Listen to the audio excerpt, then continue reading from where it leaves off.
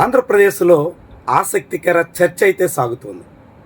YS Jaganmohan Reddy ప్రతిపాదించిన మావిగన్ అంశాన్ని తొలుత లైట్ తీసుకున్న కూటమి నాయకత్వం ఇప్పుడు దాని ఇంపాక్ట్ ఉంటుంది అని భావిస్తోంది.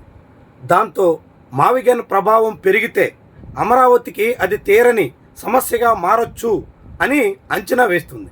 అందుకు తగ్గట్టుగా మావిగన్ ప్రభావాన్ని తగ్గించాలనే యోచనకు వచ్చినట్టుగా భావించాల్సి ఉంటుంది.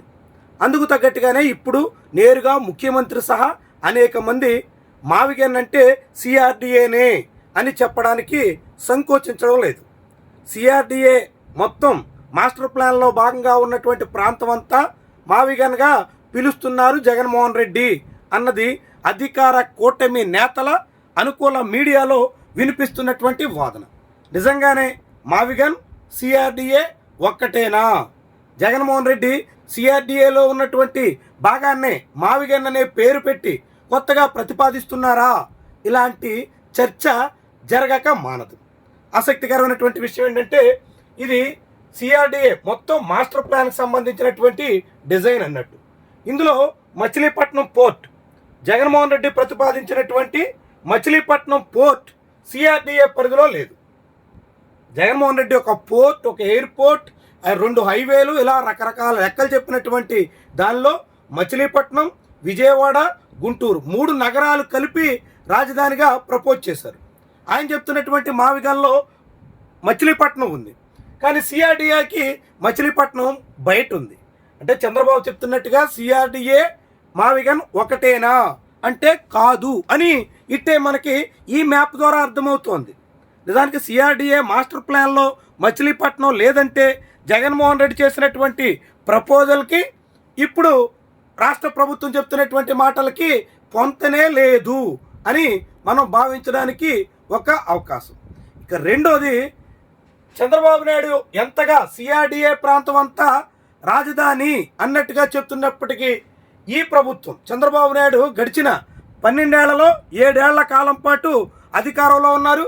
ఆయన 7 ఏళ్ల కాలంలో అభివృద్ధి చేసింది కేవలం అమరావతి ప్రాంతం మాత్రమే.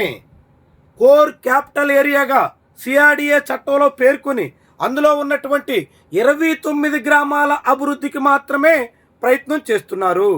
ఇప్పటి వరకు రాష్ట్ర ప్రభుత్వం తరపున అవి అప్పులు కావచ్చు, ఇతర సంస్థల నుంచి కావచ్చు, ఏ రూపంలో ఖర్చు చేసినా 21,000 కోట్ల రూపాయల మొత్తాన్ని కేవలం అమరావతి 29 గ్రామాల పరిధిలో మాత్రమే వెచ్చించారు. సిఆర్డిఏ మాస్టర్ ప్లాన్లో ఉన్నటువంటి మొత్తం భాగాన్నంతటికీ రాజధానిగా ప్రాధాన్యత లేదు. కేవలం రాజధాని అంటే అమరావతి 29 గ్రామాలు మాత్రమే అని ఇప్పటికే పలుమార్లు చెప్పారు. చేతల్లో దానికి తగ్గట్టుగా ప్రయత్నాలు చేస్తున్నారు. కానీ ఇప్పుడు హఠాత్తుగా మావిగన్ తెర మీదకి రావడం, మావిగన్ చుట్టూ చర్చ జరగడం, మావిగన్ ఆచరణాత్మక ప్రపోజల్ అన్నట్టుగా విపక్షం ఉధృతంగా పబ్లిక్లో తీసుకెళ్లే ప్రయత్నం చేయడం, వీటన్నింటి ద్వారా రాజకీయంగా అనేక సమస్యలు రావచ్చు అని కూటమి నాయకత్వం కలవరపడుతుంది. ఆ కలవరపాటుకు తగ్గట్టుగా విరుగుడు మంత్రాన్ని తెర మీదకు తీసుకొచ్చే ప్రయత్నానికి పూనుకుంది. ఆ విరుగుడు ప్రయత్నంలో భాగంగానే సిఆర్డిఏ మాస్టర్ ప్లాన్లో ఉన్న ప్రాంతం అంతా మావిగన్ అని చెప్పడానికి ఎక్కడ వెనకాడడం లేదు. కానీ ఆసక్తికరంగా ఈ సిఆర్డిఏ మాస్టర్ ప్లాన్లో మచిలీపట్నం లేదు.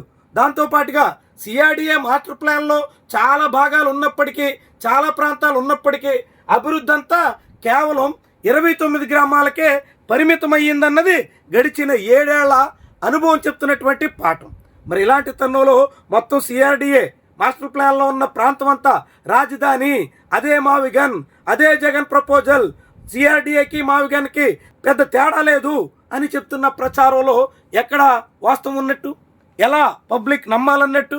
అయితే మావిగన్ అంశానికి జనాల్లో లభిస్తున్నటువంటి ఆదరణ అది మెరుగైనటువంటి ప్రపోజల్గా అత్యధికులు భావిస్తున్నటువంటి తరుణంలోనే ప్రభుత్వం ఈ తీరున మాట మార్చడానికి సిద్ధమవుతుందా అని అనుకోవాల్సి వస్తుంది. నిజానికి ఎందుకంటే ఇదే చంద్రబాబు నాయుడు మావిగన్ అనే ప్రపోజల్ని చాలా తీవ్రంగా తప్పుపట్టారు. మావిగన్ కాదు వాటికన్ అనుకోవాల్సిందన్నట్టుగా తీవ్రంగా ఎద్దేవా చేశారు. కానీ అలాంటి చంద్రబాబే సిఆర్డిఏ మావిగన్ ఒకటే అన్నట్టుగా వెనకడుగు వేయాల్సిన పరిస్థితి వచ్చిందంటే మావిగన్ ఎఫెక్ట్ చాలా తీవ్రంగా ఉన్నట్టుగా చెప్పాల్సి ఉంటుంది. మావిగన్కి పబ్లిక్ అట్రాక్ట్ అవుతున్నట్టుగా అనుకోవాల్సి ఉంటుంది. అందుకే నేరుగా సీఎం సైతం సిఆర్డీఏ మావిగాన్ ఒకటే అనేటంత వరకు రావాల్సి వచ్చిందని మనం చెప్పాల్సి ఉంటుంది. ఏమైనా ఇది ఒక ఆసక్తికర పరిణామంగా చూడాలి. భవిష్యత్తులో ఈ విషయం ఇంకెంత మలుపులు తిరుగుతుంది, ఇంకెంత ఆసక్తికరంగా మారుతుందో చూద్దాం.